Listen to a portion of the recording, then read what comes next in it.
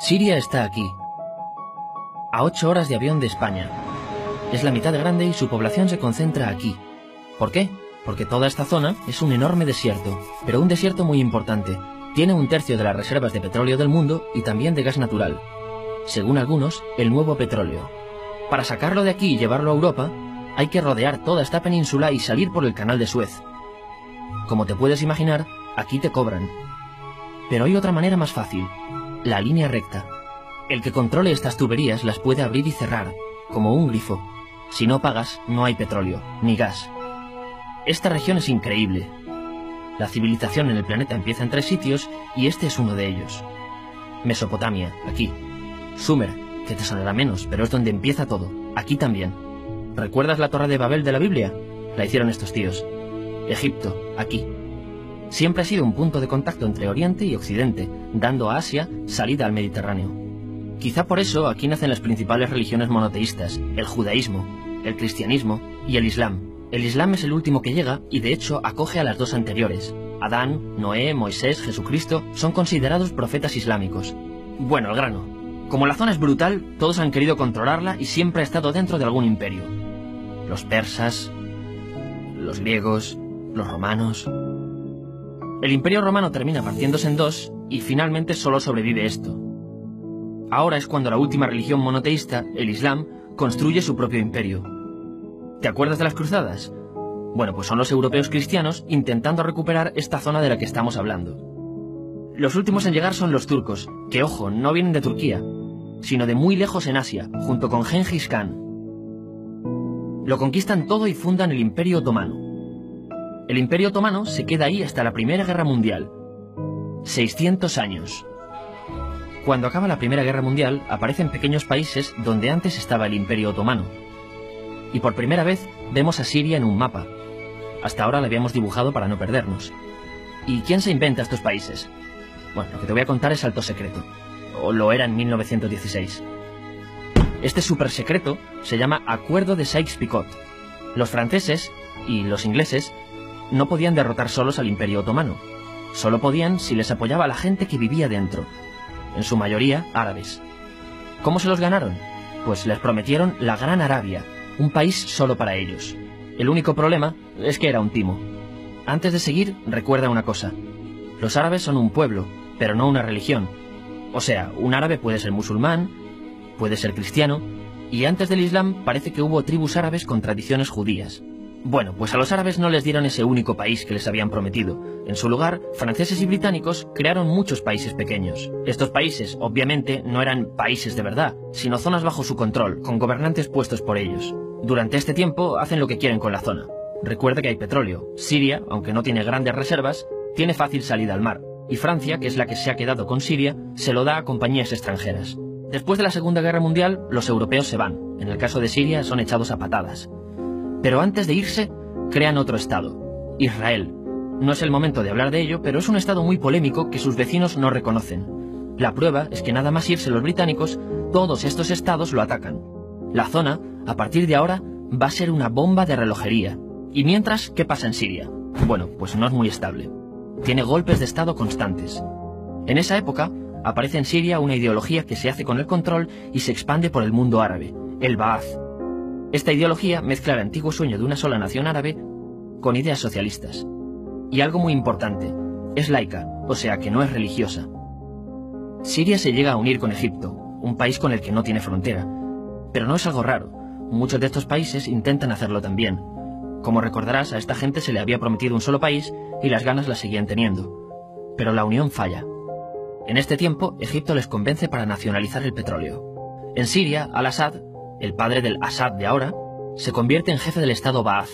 En Irak, también Ba'ath, comienza a ganar fuerza Saddam Hussein. Las diferencias entre ambos países dividen a los partidos Ba'ath de otros países en pro-Siria o pro-Irak. Ahora ocurre la Guerra Fría. El mundo se divide en 2. O eres de Estados Unidos o de la Unión Soviética. Son años muy movidos en los que se pegan constantemente con Israel, invaden su vecino Líbano y comienza una oposición islamista al régimen Ba'ath de Assad. Los hermanos musulmanes. Vale, volvamos atrás un momento. Recuerdas que la mayoría de árabes eran musulmanes, ¿verdad? Bueno, pues dentro de los musulmanes hay 2 ramas fundamentales. Suníes, la mayoría, y chiíes. En el caso de Siria, a pesar de ser un estado laico, los gobernantes como Assad y los jefes militares eran chiíes, los cuales representan menos del 13%. En cambio, casi el 70% de la población es suní. Un dato curioso es que los cristianos son casi el 10%. Que los chiíes controlen el gobierno y ejército mosquea a la población suní, y ese sentimiento es aprovechado por los hermanos musulmanes, islamistas radicales suníes. Estos toman las armas en la ciudad de Hama, en contra del gobierno, y Assad acaba con la revuelta a costa de matar miles de civiles y encarcelar a mucha gente. En el año 2000, Assad padre muere, y le sucede Assad hijo. Ante las presiones, libera a muchos presos, trae internet y esperanzas de cambio. Hay un periodo de gran debate político y aparece la oposición. También vuelven los hermanos musulmanes. Los siguientes años son difíciles. Arrestan a la oposición. Y Bush incluye Siria en el eje del mal, y esto la aísla. Está mal visto negociar con Siria. Los kurdos, un pueblo que vive repartido por varios países de la zona, comienzan a protestar también. Hay represión y muertos.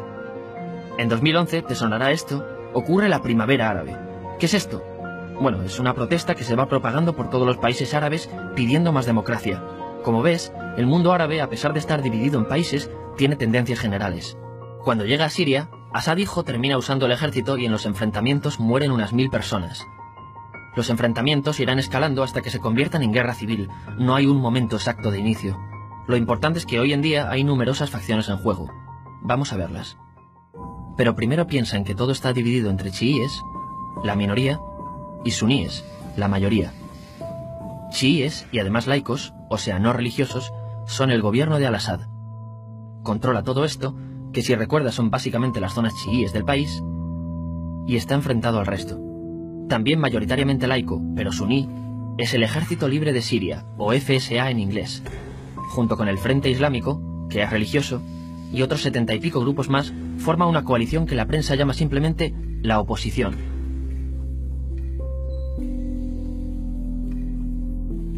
También suníes e islamistas, pero radicales, son Al-Nusra, llamados Al-Qaeda en Siria porque son básicamente eso, Al-Qaeda en Siria.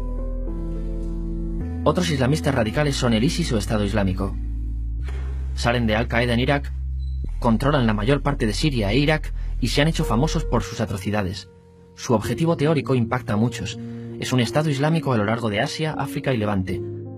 Aunque a ti ya te suena, ¿verdad? En naranja tenemos al pueblo kurdo, que recordarás porque el presidente Al-Assad lo reprimió, al igual que gobiernos de países próximos también lo hacen. Ahora controlan militarmente esta zona. Antes de terminar, repasemos los apoyos internacionales a fecha de octubre de 2015. Las fuerzas de Al-Assad son apoyadas por Rusia, que ya tenía base militar en el país antes del conflicto, Irán y China. Todos son países de lo que Europa llama Oriente. En contra de Assad, apoyando a la llamada oposición, luchan Estados Unidos, Turquía, Francia, Gran Bretaña y Arabia Saudí. Podemos terminar con algunas conclusiones. Te advierto que esto ya es pura opinión. Si recapitulamos, vemos que la región es estratégica. Por su situación privilegiada, todos la quieren.